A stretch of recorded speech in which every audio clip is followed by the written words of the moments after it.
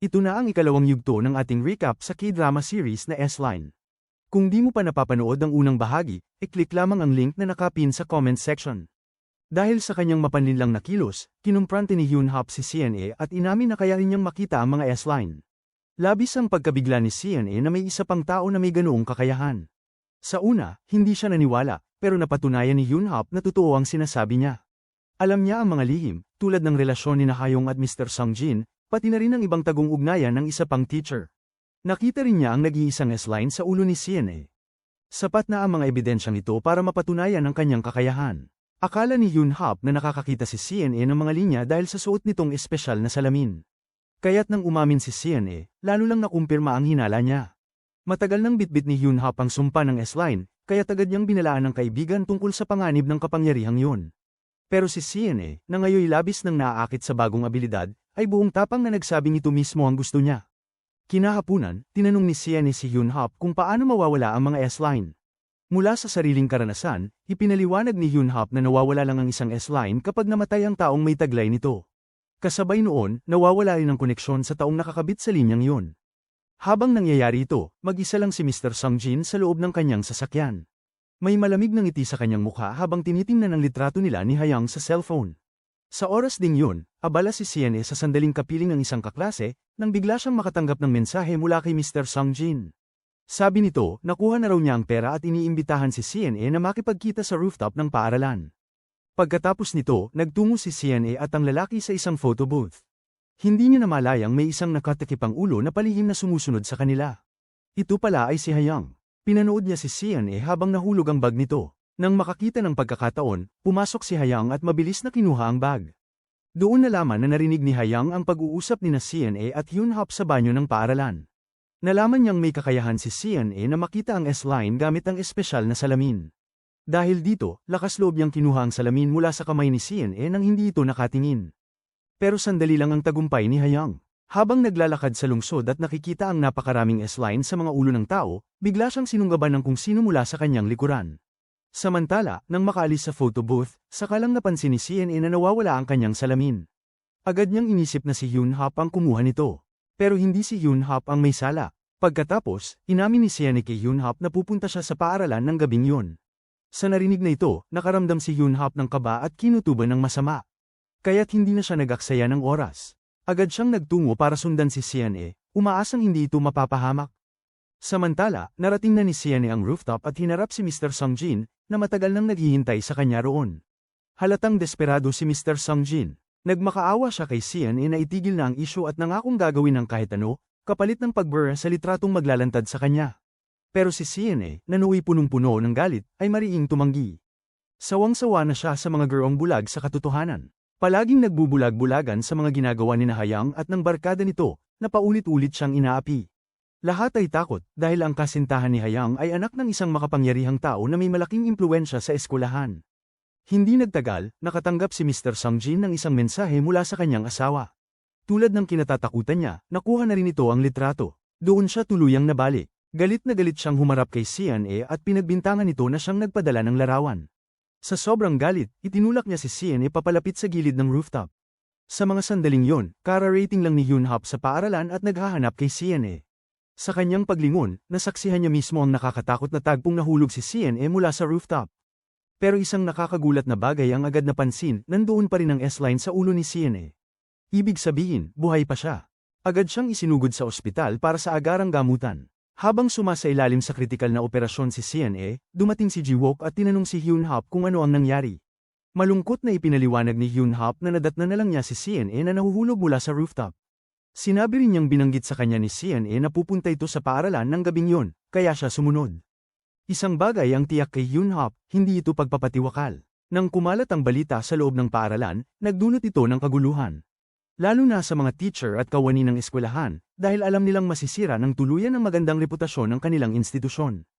Ipinahayag ng Dean ng Studies ang kanyang matinding pagkadismaya sa seryosong tono, at agad itong umalingaw-ngaw sa damdamin ng iba pang teacher.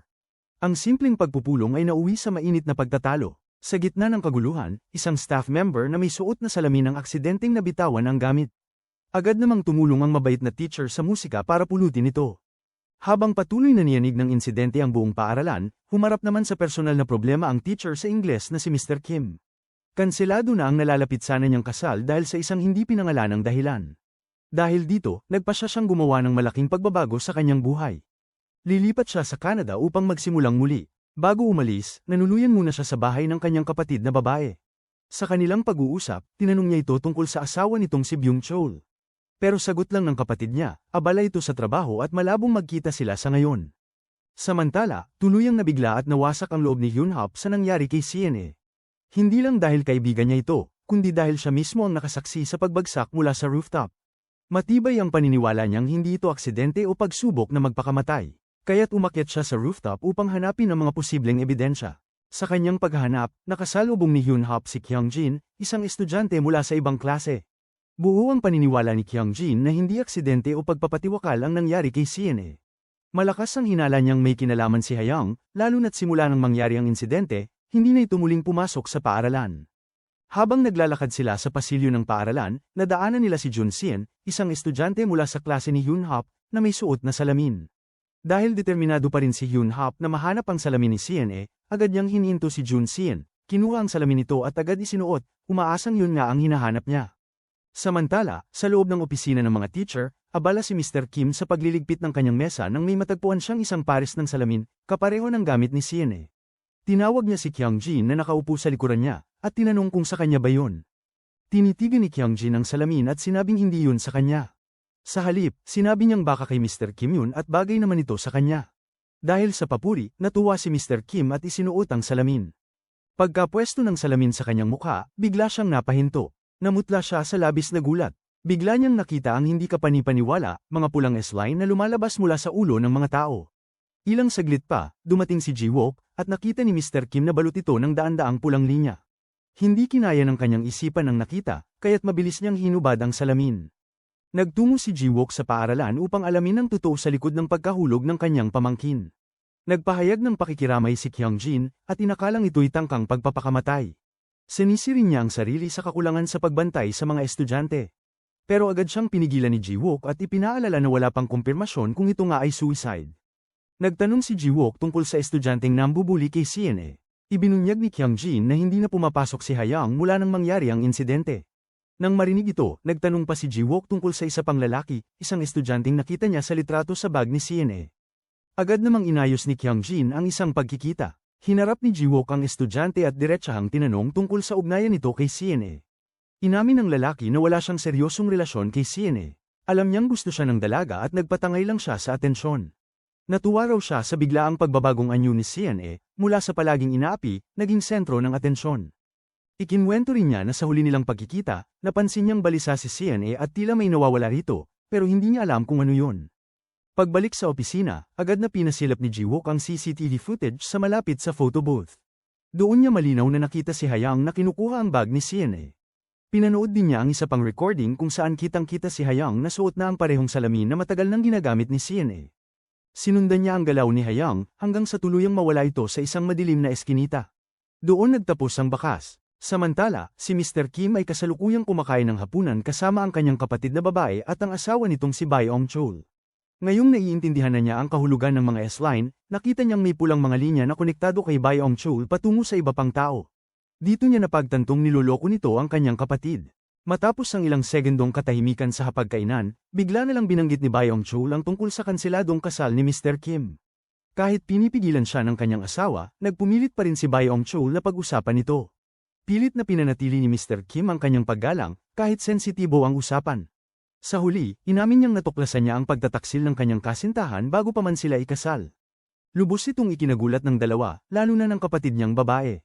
Pagkatapos ng hapunan, sabay na lumabas sina Mr. Kim at Byung-chul. Sumakay sila ng elevator, at habang dumaraan sa ikaapat na palapag, nakita ni Mr. Kim ang pulang S-line sa ulo ni Byung-chul na nakakabit sa isang tao sa palapag na yon. Hindi siya nagsalita, pinili niyang magmasid na lang. Pagkalabas ng gusali, sabay silang naupo sa labas para manigarilyo. Sa gitna ng kanilang pag-uusap, pabirong nabanggit ni Byung-chul na dapat ay mas madalas siyang makipag-ugnayan sa kanyang asawa. Pagbalik nila sa loob, habang nasa elevator, napansin ni Mr. Kim na aksidenteng napandot ni Byung-chul ang maling palapag. Iyon ay ang ikaapat na palapag, ang parehong palapag kung saan nakita niya ang koneksyon nito. Dahil sa matinding kuryosidad, palihim na pinindot muli ni Mr. Kim ang parehong palapag habang hindi nakatingin si Byong Chol. Pero pagdating nila sa ika-4 na palapag, agad siyang pinigilan ni Byong Chol at mariing sinabing hindi sila titigil doon. Samantala, si Ji-wook ay nakaranas ng matinding pangungutya mula sa kanyang nakakataas nang malaman nitong iniimbestigahan niya ang insidente ng kanyang pamangkin. Mariin siyang pinagsabihang tigilan na ito at hayaang lumipas na lang para mapanatiling malinis ang reputasyon ng paaralan. Pero hindi pumayag si Ji-wook. Buo ang kanyang loob na hanapin ang hustisya para sa pamangkin. Gayunpaman, hanggang ngayon ay wala pa rin siyang natuklasang matibay na ebidensya. Hindi pa rin niya mabuksan ang cellphone ni CNA upang makita ang posibleng mga bakas. Kinabukasan, nakakita si Mr. Kim ng isang maling delivery sa harap ng apartment ng kanyang kapatid. Nakapangalan ito sa isang unit sa ika-4 na palapag. Nagpasya siyang isauli ito sa tamang may-ari, at syempre, upang alamin kung sino nga ba talaga ang karelasyon ni Byong Chol. Nakarating siya sa tapat ng pintuan, pero sa huling sandali, natigilan siya. Kinabahan, uulong na sana siya, pero bago siya tuluyang lumisan, palihim niyang sinilip ang mga sulat na nakapangalan sa unit na yun. Doon niya natuklasan ang pangalan ng babae, Cherin. Makalipas ang ilang araw, matapos nilang gunitain ng kanilang ina, muling tinanong ni Mr. Kim ang kapatid tungkol kay Byong Chol na hindi dumalo sa seremonya. Paliwanag ng kanyang kapatid, nasa trabaho raw ito at babalik lang makalipas ang ilang araw. Sa sagot na yun, lalong tumibay ang hinala ni Mr. Kim na si Byong Chol ay may ibang babae. Sa kabila ng lahat, tila hindi masyadong alintana ng kapatid ni Mr. Kim ang pagkawala ni Byong Chol sa seremonya. Sa halip, binuksan niya muli ang usapan tungkol sa kanseladong kasal ng kapatid. Akala niya, kaya hindi natuloy ang kasal ay dahil sa wala silang magulang at hindi sinang-ayunan ng pamilya ng babae ang relasyon. Agad itong itinanggi ni Mr. Kim at nilinaw na ang tunay na dahilan ay ang pagtataksil ng kasintahan. Aminado siyang mahal pa rin niya ito, pero masyado siyang nasaktan sa ginawa nito. Sa pag-uusap nila, lumitaw na ang kanilang sariling ama ay minsan na ring nagtaksil sa kanilang ina. Kaya nang maranasan niya ito mismo sa kanyang relasyon, muling bumalik ang kirot ng nakaraan. Para bang nauulit ang siklo ng pagkakanulo. Samantala, kumalat na rin sa buong paaralan ang litrato ni Hayang at Mr. Sung-jin na nagpapakita ng bawal nilang relasyon. Tumama ito gaya ng kidlat, gulat at pagkabigla ang bamalat sa buong estudyante-teacher. Walang sino man ang hindi natulala sa revelasyon. Kalaunan, natagpuan na rin si Mr. Sung-jin. Ngunit huli na ang lahat, wala na siyang buhay. Natagpuan siya sa loob ng kanyang sasakyan. Lahat ng palatandaan ay nagsasabing tinangka niyang magpakamatay. Sa pinangyarihan ng insidente, natagpuan ng investigador na si Ji-wook ang isang sulat, ang huling habili ni Mr. Sung-jin. Ayon sa pagsusuri, 3 araw na pala siyang patay bago pa natagpuan. Ngunit hindi lubusang naniniwala si Ji-wook na ito ay simpleng pagpapatiwakal lamang.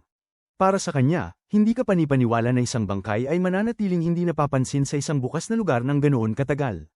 Hindi pa rin siya sumusuko sa kaso ng kanyang pamangkin. Muli siyang nagtungo sa paaralan upang hanapin si Hyun Hop, ang tanging estudyanteng alam niyang tunay na malapit kay CNA. Tinanong niya ito kung alam ba niya ang dahilan kung bakit bumalik si CNA sa paaralan nung gabing yun. Pero sa halip na sumagot, tinanong ni Hyun Hop kung nakita na ba ang salamin ni CNA. Sa pagkarinig ng salitang, salamin, tila may naalala si Ji-wook. Agad siyang nagtanong kung ano ang alam ni Hyun Hop tungkol dito. Ngunit tumanggi muna si Hyun Hop na magsalita. Hindi siya magsasabi ng anuman hanggat hindi pa niya natatagpuan ang salamin. Sa kabilang banda, nakita ni Mr. Kim si Byong Chol habang naglalakad sa kalsada. Dahil sa kanyang matinding hinala, agad siyang sumakay ng taxi at sinundan nito. Humantong siya sa isang mamahaling hotel. Mula roon, mismong nakita ng kanyang mga mata ang katotohanan, kasama ni Byong Chol si Cherin, ang babaeng matagal na niyang pinaghihinalaan. Pinanood niya si Byong Chol habang binibigyan ng mamahaling kwintas si Cherin. Matapos nito, malambing na isinabat ni Byong Chol ang kwintas sa leeg ng babae. Hindi na kinaya ni Mr. Kim ang kanyang nakikita, kaya tinawagan niya si Byong Chol at tinanong kung nasaan ito. Ngunit sinagot siya ng isang tahasang kasinungalingan. Hindi pa siya humarap sa lalaki. Sa halip, pinili niyang alamin muna kung anong kwarto ang tinutuluyan ng dalawa. Pagkapasok ng magkasintahan sa kanilang kwarto, saka lang tuluyang hinarap ni Mr. Kim si Byong Chol. Sa malamig na tono, sinabi niyang isisiwalat niya ang lahat sa kanyang kapatid kung hindi nito tatapusin ang relasyon kay Cherin. Nagmakaawa si Byong Chol na huwag munang ailahad ang katotohanan. Hiling niya ay tapusin muna ang mga bagay na sinimulan niya, bago siya tuluyang ilantad. Kinabukasan, handa nang lumipad si Mr. Kim papuntang Canada. Bumisita muna siya sa kanyang kapatid upang magpaalam. Bago siya umalis, tinanong niya kung tumawag ba si Byong Chol. Laking gulat niya nang malamang hindi pa ito tumatawag. Ibig sabihin, nananatiling lihim ang nangyari kagabi. Pagdating sa paaralan, habang nililigpit ang kanyang mesa, walang magawa si Mr. Kim kaya't binuksan niya ang social media account ni Cherin. Doon, nakita niya ang isang nakakagulat na post. Inanunsyo ni Cherin na siya ay buntis na. Dito tuluyang gumuho ang mundo ni Mr. Kim. Agad na bumalik si Mr. Kim sa apartment ng kanyang kapatid, buo ang loob na harapin si Byung Chul. Ngunit pagdating niya roon, isang kaguluhan ang kanyang nadatnan. Sa labas ng gusali, galit na galit ang kanyang kapatid habang pilit binabangga gamit ang kotse ang sasakyan ni Cherin. Ilang saglit pa, dumating si Byung Chul. Sa halip na damayan ng kanyang asawa, laking gulat ni Mr. Kim nang makita nitong niyakap pa ni Byung Chul si Cherin mismo sa harap nila. Sa sobrang galit, tuluyan ang napuno si Mr. Kim. Sinugod niya si Byung Chul at walang patumanggang binugbog ito habang paulit-ulit na humihingi ng paliwanag. Ngunit bigla na lamang siyang pinigilan ng kanyang kapatid. At doon ibinagsak ng babae ang isang revelasyong tuluyang nagpaguho sa mundo ni Mr. Kim, si Cherin ang tunay na asawa ni Byung Chul. Hindi kailanman naging biyena ni Mr. Kim si Byung Chul. Sa halip, ang mas masakit pa, ang sariling kapatid niya ang tunay na kabit. Halos hindi makapaniwala si Mr. Kim sa kanyang narinig. Samantala, may bagong ebidensya ang napansin ni Ji-wook tungkol sa kaso ng kanyang pamangkin. Muli niyang kinausap si Hyun Hap at tinanong kung ano talaga ang koneksyon ng salamin sa mga kakatwang linyang kanyang nalaman. Sa puntong yun, napagtanto ni Hyun Hap na alam na ni Ji-wook ang tungkol sa sikreto. Kaya't sa wakas, inamin na niya ang lahat. Ipinaliwanag niya na ang pulang S-line na lumilitaw sa ulo ng mga tao kapag ginamit ang espesyal na salamin ay sumisimbolo ng koneksyon sa pagitan ng mga taong nagkaroon ng pisikal na relasyon. Ibinunyag din niya na siya mismo ay ipinanganak na may kakayahang makita ang mga linyang yun, kahit walang suot na salamin. Hindi agad makapaniwala si Ji-wook sa narinig, ngunit sa dami ng kakaibang kaso na lumalabas at kaina-hinalang mga pattern, alam niyang hindi na ito maaaring balewalain. Kinabukasan sa paaralan, ipinatawag ng Dean si Mei Sung, isang staff na palaging may suot na salamin, dahil sa pagkakamali sa kanyang report. Mahigpit siyang sinabihan na ulitin ito ng tama. Habang kaharap ang Dean, napansin ni Mei Sung ang hindi pangkaraniwang bagay, nakita rin niya ang mga pulang S-line sa paligid. Subalit, wala siyang nakitang linya sa ulo ng mismong Dean. Pagbalik niya sa kanyang mesa, nagsimula siyang maglaro ng stapler sa isang kakaibang paraan. Isang tahimik ngunit malinaw na senyales na nauunawaan niya ang malalim na kahulugan ng kanyang nasaksihan. Sa oras ng pananghalian, tinanong siya ng isang kasamahan kung ano ang personal niyang pangarap. Buong pagmamalaki niyang sinabi na gusto niyang maging isang artista, at minsan na raw siyang na-scout ng isang talent seeker. Nagulat ang Dean na kasabay nilang kumakain sa mesa, at nagpahayag ito ng paghanga sa revelasyon. Habang nagkakainan, dumaan naman sa tabi ng kanilang mesa ang teacher sa musika, si Mr. Park. Agad na napako ang tingin ni Mei Sung sa kanya. Kitang-kita sa kanyang kilos at tingin ng labis na paghanga niya kay Mr. Park. Maya-maya pa, isang misteryosang babae ang nakita sa kalye. Nakasuot siya ng pulang damit at may matingkad na pink na buhok. Tumigil siya sa harap ng isang hotel sa tabi ng daan, isang tagpong tila nagpapahiwatig ng bagong panganib o revelasyon. Samantala, abala sina Ji-wook at Dong-sik sa kaso ni Sun-a, maingat nilang pinagtutugma-tugma ang mga detalye upang matukoy kung sino talaga ang nagtulak kay Sun-a mula sa rooftop. Sa simula, si Mr. Sung-jin ang kanilang pangunahing pinaghihinalaan. Ngunit habang lumalalim ang investigasyon, walang sapat na ebidensya na makapagpapatunay ng kanyang kasalanan. Bukod pa rito, idineklarang nawawala si Mr. Sung-jin sa mismong araw ng insidente. Ayon sa pahayag ng kanyang pamilya, mayroon siyang matinding takot sa matataas na lugar. Dahil dito, naging matibay na alibay ito para mailagay siya sa listahan ng mga hindi posibleng salarin. Dahil dito, maingat na ikinwento ni Ji-wook kay Dong-sik ang tungkol sa kakaibang salamin na isinusuot ni Sun-a nitong mga nakaraang araw. Napansin nilang tila nagbago ang ugali ni Sun-a simula nang magsuot siya ng salamin. Bahagyang nag-alinlangan si Ji-wook, pero tuluyan na rin niyang binanggit ang tungkol sa fenomeno ng S-line. Gaya ng inaasahan, hindi ito pinaniwalaan ni Dong-sik. Ilang saglit pa, pumasok ang kanilang nakatataas na opisyal, kaya't mabilis silang umakto na parang wala lang at tinago ang tunay na nilalaman ng kanilang investigasyon. Sa ibang bahagi naman ng istorya, nagtatrabaho na si Hyun Hap bilang receptionist sa isang hotel malapit sa kanilang bahay. Isang araw, dumalaw sina Kyung-jin at Jun-shun sa kanya. Halos magdulot sila ng kaguluhan sa lobby, kaya't agad silang pinapasok ni Hyun Hap sa maliit niyang opisina, kung saan siksikan silang parang sardines. Sa loob ng makipot na silid, sinamantala ni Kyung-jin ng pagkakataon para ailapit si Hyun Hap kay Jun-shun. Tila nakuha na niya ang signal na may gusto si Jun-shun kay Hyun Hap. Maya-maya, dumating ang isang babaeng may matingkad na pink na buhok at nakasuot ng pulang damit. Lumapit ito sa front desk at humingi ng susi para sa kwarto bilang 206. Dahil sa likas niyang pagkausyosa, sumilip si Kyung-jin para makita ang mukha ng babae. Nang makita ito, sinabi niyang pamilyar ang itsura nito. Pumasok na ang pink-haired na babae sa kanyang silid, humiga sa kama, at nagsimula ng monologo. Inamin niyang marami na siyang nakatalik na lalaki, pero may isa raw na hindi niya maalis sa isipan. Kinahapunan, habang nagpapahinga sina Hyunhap at ang kanyang mga kaibigan sa rooftop, napansin nilang may babaeng naglalakad sa ibaba, ang parehong pink-haired na babae. Sa wakas, naalala ni Kyungjin kung sino ito. Sigurado siya si Mei Song. Si Junshan ay may kaunting pagdududa dahil malaki ang pinagbago ng itsura nito kapag wala sa paaralan, pero nanindigan si Kyungjin. At napatunayang tama siya. Pagkaalis mula sa hotel, umuwi ang babae sa isang maliit na apartment. At doon ibinunyag ang totoo, ang pink na buhok ay isang wig lamang. Si Mei Sung nga ito, na tila may ikinukubling doble buhay. Samantala, abala si Jiwook sa kanyang opisina habang muling sinusuri ang mga bagong kaso na tila konektado sa misteryosong S-line. Muli siyang nagtungo sa ospital upang makipagkita kay Hyunhap. Tinanong niya kung may nakikita pa rin ba siyang S-line sa ulo ni Sun-a at kung kanino ito nakakabit. Kinumpirma ni Hyunhap na mayroon ng isang pulang linya, ngunit hindi niya alam kung kanino ito konektado. Tinanong ni Jiwook kung maaaring konektado ito sa lalaking nililigawan ni Sun-a, ngunit sagot ni Hyunhap, hindi ito ang koneksyon. Kinagabihan, nanunood ng balita si Hyunhap. Isang kaso ng pagpatay ang iniulat, at ang sospek ay may suot ding salamin. Agad siyang kinabahan. Naalala niya bigla ang sinabi ni Jiwook, posible nga bang hindi lang iisa ang pares ng mahiwagang salamin? Kinabukasan sa paaralan, habang naglalakad sa pasilyo si Mei Song, nakarinig siya ng musika na nagmumula sa silid ng music class. Pumasok si Mei Song sa music classroom at nakita si Mr. Park na nag-iisa, tahimik na nakikinig sa mga himig. Nagkaroon sila ng maikling usapan kung saan nahulaan ni Mr. Park na may pangarap si Mei Song na maging aktres. Pinuri niya ito dahil sa husay ng pagpapahayag ng damdamin ni Mei Song. Kitang-kita ang tuwa ni Mei Song, lalo na't galing ito sa lalaking gusto niya. Ngunit napansin niya ang isang pulang linya sa ulo ni Mr. Park, at naisip niya kung maaari itong maging koneksyon nila. Pagkatapos ng klase, nilapitan ni Junshan si Hyunhap. Ipinaliwanag ni Junshan na may ibang lakad si Kyungjin kaya nauna na itong umalis. Ginamit ni Junshan ang pagkakataon para mas mapalapit kay Hyunhap at inimbitahan siyang sumama sa kanya. Bilang mabuting kaibigan, pumayag si Hyunhap. Napansin ni Junshan na gusto ni Hyunhap ang tahimik na lugar kaya dinala niya ito sa swimming pool ng paaralan. Tinanong niya kung marunong ba itong lumangoy, at sinabi ni Hyunhap na hindi. Ngunit sa gulat ni Junshan, bigla itong lumukso sa pool at nanatiling nasa ilalim ng tubig. Bagamat hindi ito makahinga, nanatili si Hyunhap na kalmado, na labis na ikinabahala ni Junshan. Agad siyang lumangoy para hilahin si Hyunhap pataas. Nang makalabas sa tubig, natawa ito. Inialok ni Junshan ang kanyang sweater kay Hyunhap, na hindi inaasahan ay nagpasimula ng damdamin ng pag-ibig sa puso ni Hyunhap.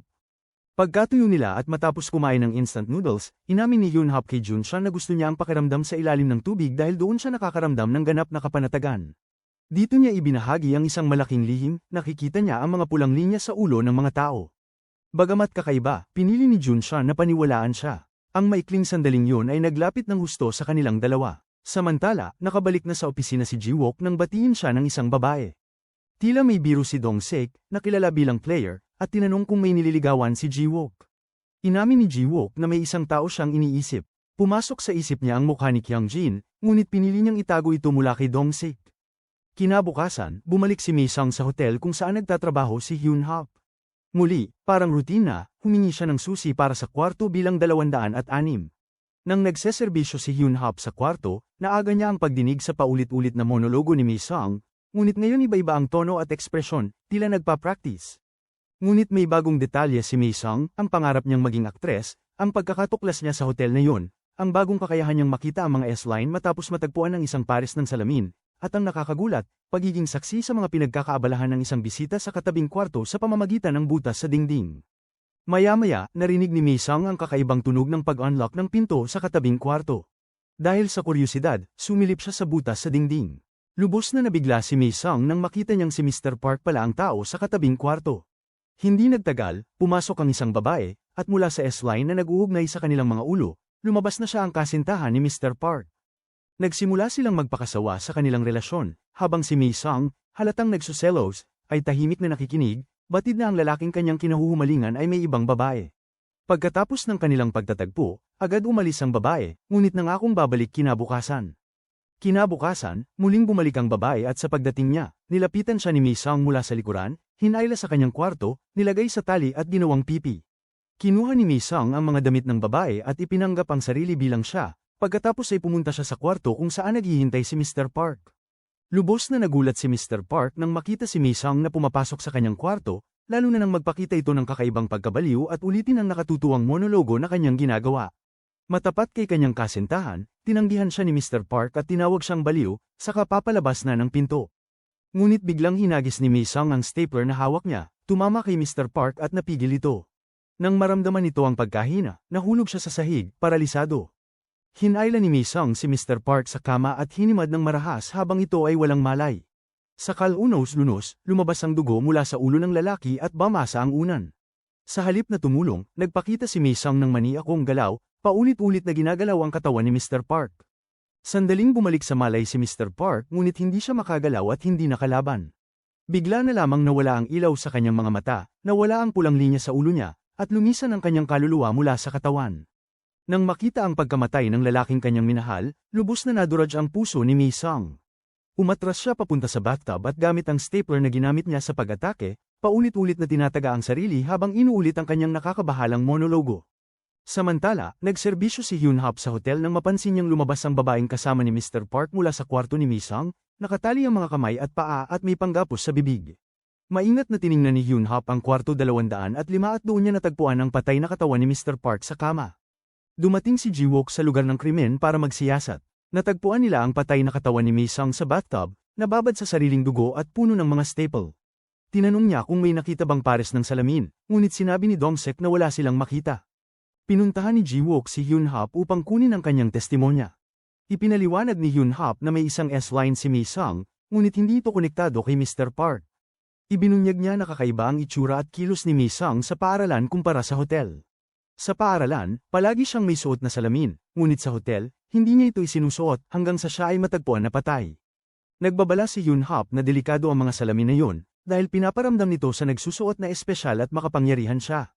Hindi makalimutan ni Ji-wook ang sinabi ni Hyun-hap at lalo itong nagduda. Sa muling pag-imbestiga sa crime scene, pinili ni Ji-wook na palabasin ng tubig sa bathtub. Sa maduming tubig, nakita niya ang salamin na pinag-usapan ni Hyun-hap. Kinuha niya ito at, sa sobrang kuryosidad, isinuksok sa kanyang mukha. Doon nagbago ang lahat, nakita niya ang mga pulang linya na inilalarawan ni Hyun-hap. At nagulat siya nang makita ang daan-daang linya na nagmumula mismo sa kanyang ulo. Sa susunod nating upload, ipagpapatuloy natin ang kwento ng viral K-drama series na pinamagatang S-Line. Maraming salamat po sa patuloy na pagsuporta sa Nilagang Mani. Hanggang sa muli. Kung nagustuhan mo ang aral sa istorya na to, huwag kalimutang mag-subscribe sa channel at pindutin ang notification bell para lagi kayong updated sa mga susunod nating uploads.